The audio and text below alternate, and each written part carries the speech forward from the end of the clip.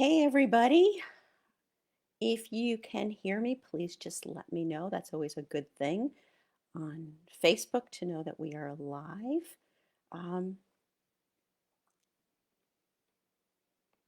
all these pop up things from Facebook. Anyways, hello, everybody. It's Kate Beeders. And before I talk about what I want to talk about today, I want to take a moment and thank everybody for all the kindness you've shown me since I said goodbye to my almost 17-year-old four-legged girl, Callie. Um, the posts that you have posted, the messages directly reaching out to me, flowers you've sent me, cards, donations in Callie's name, gifts, virtual hugs, all those kinds of things have just meant so much to me during this very sorrowful time. So I did want to make sure I again thank all of you for that. It really does mean a lot to me. And it kind of leads me to what I want to talk about today. And I want to ask if anybody who's watching this has ever experienced a loss.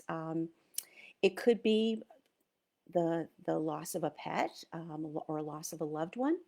Could also be the loss of a relationship or a marriage, maybe the loss of a job or your business or your career, or the loss of good health. It could be the loss of so many big important things.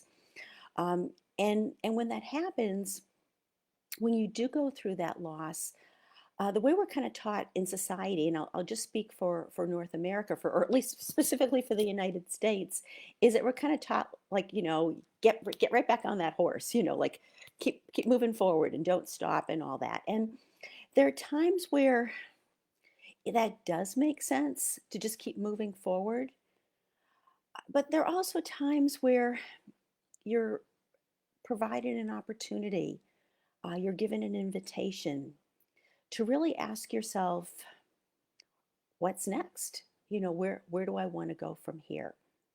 And that's really what I want to talk to you about on this Facebook Live. And so I need to back up for a minute, just to give this a little bit of frame of reference. That about a year ago, when we were about I don't know, a month and a half, 2 months into the pandemic, um, I was seeing people on social media, and they were doing things like making masks, and donating them to hospitals and everywhere because there was such a shortage of them. And I was really, really so taken with that. And I was asking myself, like, so what can I do? And I knew that I can't sew, so we're going to cross that option out. But what I did know I could do is I can teach stress reduction. I've been teaching that for well over 10 years. I'm an expert in mindset techniques, things like neuroscience and tapping and all sorts of other different ones. And so what I did was I reached out to hospitals, across the country, and offered my services to donate my time to do stress reduction workshops for their doctors, their nurses, their techs, their admins, and all those things. Because as you recall, a year ago we were right into, it was just really, really crazy. There was not enough. There were not enough supplies for people. There were also not enough staff, people working all sorts of hours, and what they were seeing on a daily basis was pretty horrific.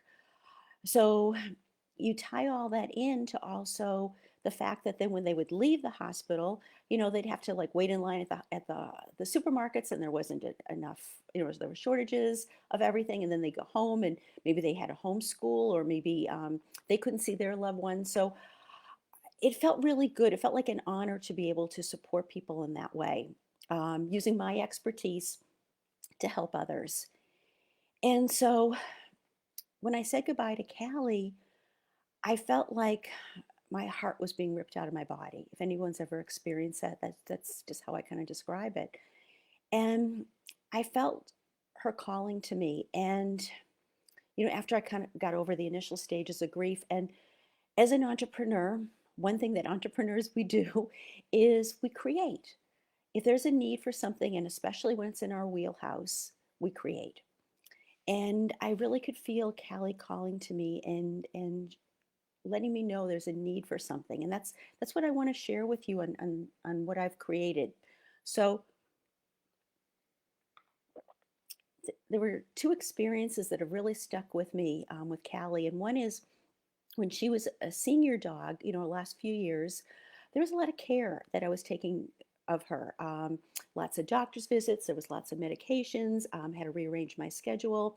There's also the additional financial expenses that come up with taking care of a senior dog. And more importantly, there is the stuff that goes on in your head, quite honestly, the worry, am I doing enough? Is there something else I should be doing? Um, how am I going to manage all this? All these different things that pop up in your head. And the truth is that we had excellent veterinary care. We probably had some of the best vets in the state, if not the whole entire country. I mean, they were phenomenal. So it wasn't the medical care that was lacking, but really the additional emotional support. And I'm really lucky because I have a lot of really phenomenal resources that I can reach out to, but I know not everybody has that. And then on the other side, when I did say goodbye to Callie,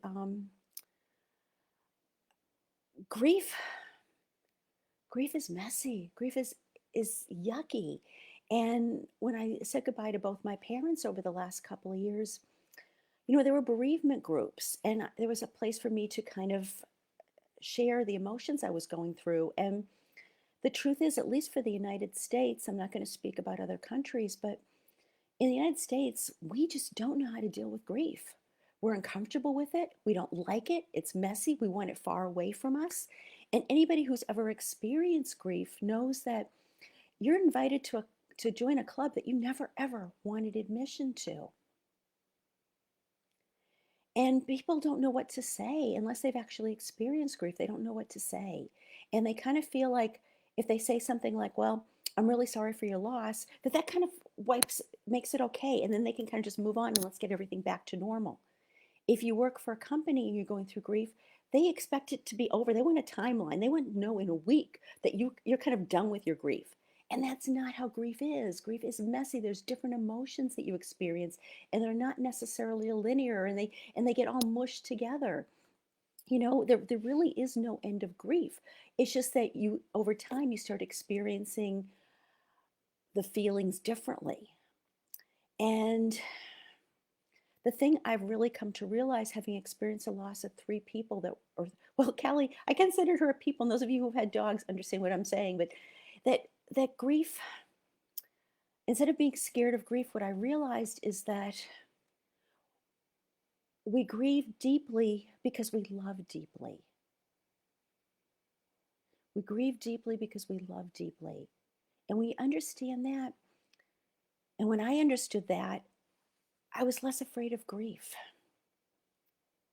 And the thing I do know about all these negative emotions that pop up, whether you're a caretaker of a senior dog or a dog that just needs extra medical care, or you're going through the loss of a dog, is that if you don't work through and process these emotions, that it ends up showing up in a really bad way. They say that 95%, this is what research has shown, that 95% of all chronic illness is caused by negative emotions. And that's because we don't learn how to process and work through them. So all this has led me to create the Forever Callie Project. And this is going to be, or it actually has already started. It's a place where people who are either caretaking a senior dog or caretaking a dog that medically has a lot of issues, or people who are going through the grief of the passing of a dog, that there will be support groups, one for the medical caretakers and one for the grief, that people can attend, and they can come as little or as often as they want. It's going to be virtual, so I can support people all over the world. And the things I know that I'm really, really good at is I can create a really safe place where people can share their emotions. They won't feel judged. They can just be able to talk about how they're feeling and get the support they need, knowing they are not alone. You are not alone. And my part will really just be creating the safe space, and also as a mindset expert, teaching different techniques that can help people go through processing, whether it's the caretakers to help them work through their stress and overwhelm so they can lower some of that, which will help them make decisions better and share their time that is remaining much more happier. I know that's how I was able to experience it. And for those who are going through grief, being able to not eliminate the grief because that's a process that needs to happen, but just make it easier.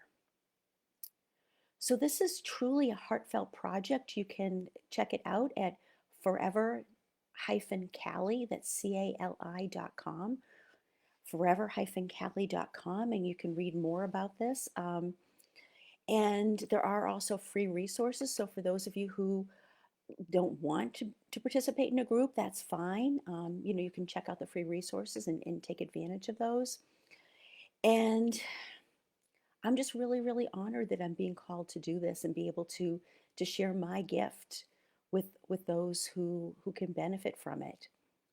And so what I'm going to ask those of you, I have two requests, is for those of you who may have people in your community or friends or family that are either caretaking a senior dog or dog that requires additional medical care, that you please share forever-cali.com, share that link with them.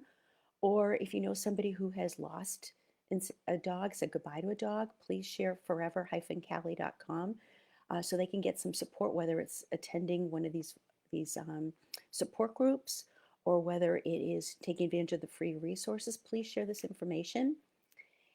And also, I'm going to ask that because grief doesn't have an endpoint, that I'm going to still post about Callie and I'm going to post about this group, but I'm going to ask your support because there is no endpoint. And I know I will forever miss Callie in my heart. She's always going to be in my heart. But I do know that how I think of her over time will change, and how I grieve for her will change as well. So thank you again for being there for me and to continue to be there for me. And until we meet again, be brilliant.